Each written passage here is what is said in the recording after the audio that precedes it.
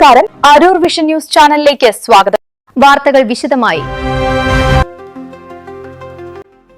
എരമല്ലൂരിൽ മിഥില ബാറിന് മുന്നിൽ ബൈക്കും ടാങ്കർ ലോറിയും ഇടിച്ച് ഒരാൾ അപകടത്തിൽപ്പെട്ടിട്ടുണ്ടെന്നറിയുന്നു. വിശദ വിവരങ്ങൾ അറിഞ്ഞു വരുന്നു. ആളെ തിരിച്ചറിഞ്ഞിട്ടില്ല. KL 07 CH 4034 എന്ന ബൈക്കാണ് അപകടത്തിൽപ്പെട്ടത്.